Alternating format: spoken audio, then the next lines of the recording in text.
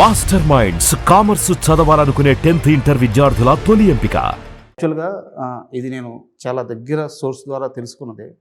JD చక్రవర్తి చూడని stardom లేదు, JD చక్రవర్తి కొట్టని హిట్ లేదు, జేడీ చక్రవర్తి పడి లేచిన సందర్భాలు ఎన్నో. ఇంత కెరీర్ చూసిన మీరు సెట్లో, ఈ గాయపడ్డ సినిమా సెట్లో చొక్కా మార్చుకోవాలంటే సెట్లోనే, అంటే క్యారీ వ్యాన్కి వెళ్ళి వచ్చే లోపల లేట్ అయిపోద్దని అక్కడే సెట్లోనే ఒక ముగ్గురిని అడ్డం పెట్టుకొని టక్క షర్ట్స్ మార్చేసుకోవడం, అండ్ ఈవెన్ ప్యాంట్ మార్చుకోవాలన్నా వాళ్ళు అడ్డం నుంచినారు కానీ నాకు అడ్డం వద్దని చెప్పారు. అంటే నాకు మేకర్సే చెప్పారు, ఓకే క్యారీ వ్యాన్కి వెళ్ళి వచ్చే లోపల లేట్ అయిపోద్దాము. అది నిజమండి. ఏంటంటే ప్రాక్టికల్ ప్రాబ్లం ఉంటుందండి. ఇప్పుడు మేము ఒక ఫ్యాక్టరీలో చేసాం, అది అల్యూమినియం ఫ్యాక్టరీ. ఇప్పుడు అల్యూమినియం కాదు, హెచ్ఎంటి.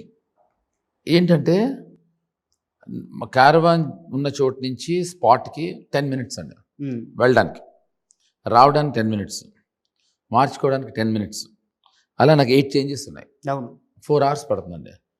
మధ్యలో ఎవరైనా ఫోన్ చేశారనుకోండి 4.5 hours పడుతుంది. మధ్యలో మనం ఎవరికైనా ఫోన్ చేసామనుకోండి 5 hours పడుతుంది. సో ఒక 4 గంటల సేపు అంటే ఒక హాఫ్ కాల్ షీట్ వేస్ట్ అవుతుంది. ఒక చొక్కా మార్చుకోవడానికి అంత దూరం వెళ్ళి రావటం అనవసరం. అదే ఇక్కడ అనుకోండి, నేను మొత్తం 8 చొక్కాలు 10 నిమిషాలు మార్చుకున్నాను సార్. సో టైం సేవింగ్ అండి. ఇప్పుడు ఇది ప్రొడక్షన్ పాయింట్ ఆఫ్ వ్యూలో నేను ప్రొడ్యూసర్ని, నేను డైరెక్టర్ని కనుక అని కాదండి. అది it's a basic human trait. ఎవరికైనా టైం వేస్టే కదా సార్ అనే ఉద్దేశంతో అట్లా చేశానండి. దీనికి మేకర్స్ చెప్పారంటే థ్యాంక్స్ అండి. Thanks makers, thank you very much. And ఒక అంటే నేను సీరియస్ క్వశ్చన్ అనుకుంటున్నా, దీని మధ్య ఏమైనా కాన్సెప్ట్ ఉండొచ్చేమో. ప్రమోషన్స్లో మీరున్న దగ్గర తరుణ్ భాస్కర్ గారు ఉండట్లేదు, తరుణ్ భాస్కర్ ఉన్న దగ్గర మీరు ఉండట్లేదు. అండ్ ఇప్పుడు దాకా వచ్చిన ప్రమోషన్ కంటెంట్లో కూడా ఆ సినిమాలో ఆయన లేయర్ వేరుగా ఉంటుంది, మీ లేయర్ వేరుగా ఉంటుంది. ఇద్దరు కలిసిన ఆ సీక్వెన్స్ షార్ట్స్ కానీ ఏవి చూపించట్లేదు. ఇది కాన్షియస్గా తీసుకున్న డిసిషనా? మీరు అనేది సినిమాలోనా ఇంటర్వ్యూస్లోనా? ఇంటర్వ్యూస్లోనూ అలాగే ఉంది, ఇప్పుడు దాకా ఇచ్చిన ప్రమోషన్ కంటెంట్లోనూ అలాగే ఉంది. మీరు చూడండి, సినిమాలో ఉన్నది మెయింటైన్ చేస్తున్నాం మేము. అదే కాన్సెప్ట్ ఓరియంటెడ్గా మెయింటైన్ చేస్తున్నట్టున్నారు. అలా మీకు అనిపించింది. ఇప్పుడు నేను కాదంటే బాగుండదు, కానీ అది కాదు. అసలు విషయం ఏంటంటే సినిమా డేట్ రిలీజ్ అనుకునే టైంకి ముందే తరుణ్ సినిమా ఈ నగరంలో ఏమైంది, Part 2 సినిమా ఆల్రెడీ తను 4-5 months బ్యాకే ఈ డేట్స్ బ్లాక్ చేసుకుని థైలాండ్లో షూటింగ్ తను. సో తను షూటింగ్ నిమిత్తం అక్కడ ఉన్నాడు. కాబట్టి మేము ఇద్దరం కలిసి ప్రయాణం చేయటం కుదరట్లేదు.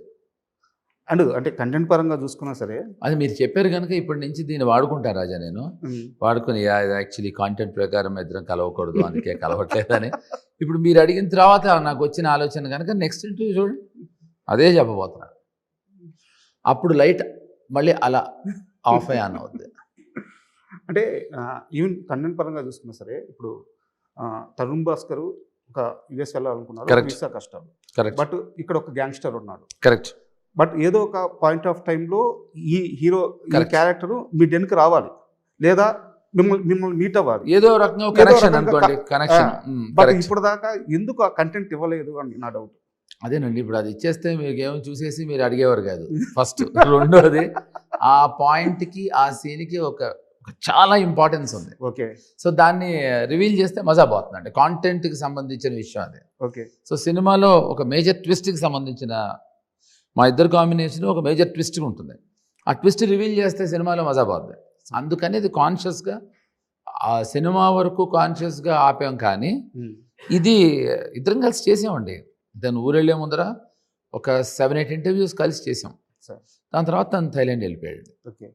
అండ్ నాకు మనుషుల్లో బాగా ఇష్టమైంది వాళ్ళ సెన్సిబిలిటీస్. కరెక్ట్.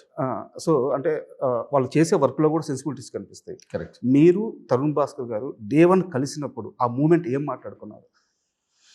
తరుణ్ నన్ను మాట్లాడనివ్వలేదండి. తను he was only talking about నేను తరుణ్ షూట్కి వెళ్ళాను ఫస్ట్ డే. నాకు ఆ షూట్ లేదు నాకు. సో తను షూటింగ్ ఉందంటే వెళ్తే తను సో స్వీట్ ఆఫ్ హిమ్. తను పైనుంచి కిందకి పైన నేను మానిటర్ దగ్గర కూర్చున్నాను, కొంచెం పైన డాబా మీద షూట్, కెమెరా అక్కడ పెట్టారు కనుక మేము అందరం కింద కూర్చున్నాం. So sweet of him. కిందకు వచ్చి, ఎందుకు సార్ టెన్షన్ పెడుతుండ్రు, ఇట్లా మీరు వచ్చినప్పటికి వెళ్ళి మొత్తం అంతా టెన్షన్ వస్తుంది.